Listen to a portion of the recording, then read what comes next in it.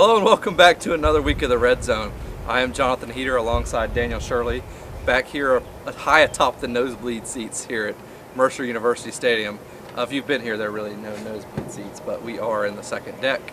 Back to talk another week of high school football, a very kind of light week of games last week.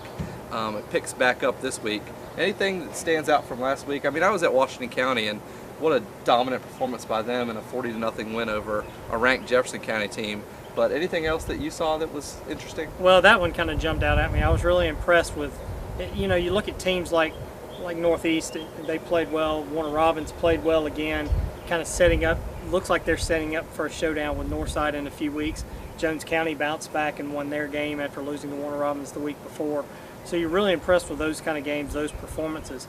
But I think the Washington County one is the one that stands out. You look at, we talked about it last week about their schedule being so much tougher on the front end than the back end, and they just steamrolling people. So you would think going through the end of the season they're going to be really, really good and should be right to play in the playoffs once they get here. Yeah, I think their biggest thing is just avoiding injuries over these final few weeks of the season. All right, let's look ahead. We're not spending much time on last week's games because there just wasn't any good games last week. But a couple of the big ones going forward this week. You said Northeast won last week, 4 points down in Taylor County. A huge game this week with Macon County coming to Macon. Macon County is coming off a loss at Bleckley, which isn't a great loss because it wasn't super competitive. But it's a big game for Northeast if they want to stay in that top three with Bleckley County and Lamar County. And if Macon County wins, they're going to go a long way to solidifying a playoff spot for themselves. So huge game this week. Probably Northeast's biggest game so far. Yeah, and Lamar County looks like the class of that region. Yeah. So you would think Bleckley, Northeast, Macon, those teams are kind of playing for second, third, and fourth in that region. If Macon County could come up and bounce back from that loss last week, that would be huge for them. But Northeast, I think they didn't play well against Lamar. Granted, Lamar is a really good team and really is the best team in that region.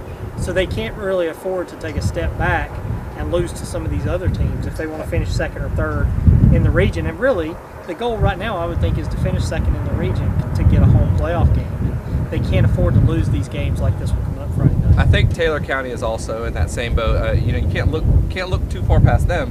They nearly beat Northeast last week. They'll have a big game coming up against Macon County. I think they're another team that should be in the mix with the playoffs going forward. Now, you mentioned Warner Robins and Northside headed for a collision course, and I think there's no way to look past that. I mean, both teams are going to be undefeated unless something crazy happens over the next few weeks. That's going to be a huge game. I think on the GISA level, Tatnall and Stratford are also headed towards that. Seems like at the end of the season, both teams being undefeated. But there is a big game with two rivals this week, Westfield, Deerfield, Windsor. It's been a game that Westfield just hasn't been able to win since 2005. They've lost a championship game over the last 8 or 9 years, and then they lost also in 2003 in the championship game. Deerfield's kind of been their boogeyman. Yeah, and I talked to Ronnie Jones about it this week, early in the week, and he said, really, it's been so long since we beat them, it's kind of hard to remember the last time we beat them. And Deerfield's won the region since 2008, so they've kind of owned the region by owning Westfield. So I think this is Westfield's year. I don't think this Deerfield team is quite what they've been the last few years, and I think Westfield's playing really well. I'll be surprised if they don't win the game on Friday night. Deerfield's certainly not the team they've been over the last few years, but you see it all the time with these teams that fight psychological battles against these teams that they just haven't been able to beat, and whether or not they're better, there's a fear factor of having to play these teams, and we'll see if Westfield's able to overcome that on Friday night. Now, Region 2 4A is a region that we've looked at all year.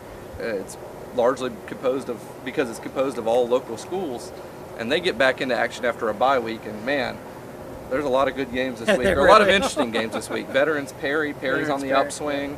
Westside Baldwin, Rutland, Mary Persons. Any one of those three stand out to you? I think the Veterans Perry one is the one that maybe 2 weeks ago we didn't look at as a big game, and now you look at it, Veterans is 3-0, Perry's 2-1. Perry's tied with Baldwin for that third spot in the region right now. If Perry could somehow pull off a win over Veterans, that would be huge. If Veterans wins, they're 4-0 and sitting right in perfect spot to almost have clinched the playoff spot. So that's a huge game. Mary Persons is trying to keep pace with Veterans, and Veterans is trying to keep pace with Mary Persons.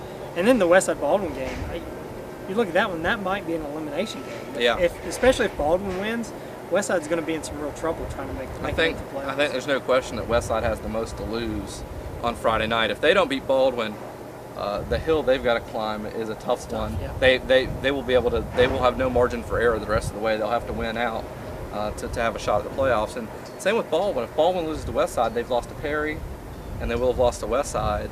And they still have to play Mary Persons. Still have to play Mary Persons. It's going to be and veterans. Right. It's going to be a tough hill for Baldwin to climb. So that you're right. That may be the elimination game. And so you've got teams fighting for the top. I think Rutland's in another position, much like Baldwin and Westside. If they lose, they're going to be really in trouble. So there's a lot of backs against the wall in that region on Friday night. Yeah, it's weird. Rutland got off to such a great start, and we looked at them as, it looked like they were going to be a playoff team 2 or 3 weeks ago, and now they're really kind of fighting for their lives. And that's the way it is in that region. There's so much up for grabs, and so much that we really don't know what's going to happen. And there's still 3-4 weeks to go. There's a lot of moving parts in that region. Yeah, it'd be interesting to see how that plays out Friday night and on through the next few weeks, because we're on an interesting trajectory with the teams that are going to make the playoffs out of that region, plus Northside and Warner Robins coming up. It's going to be an exciting next few weeks as we get closer to the playoffs. That's it for this week of the Red Zone. Come back next week where we'll talk about what happened.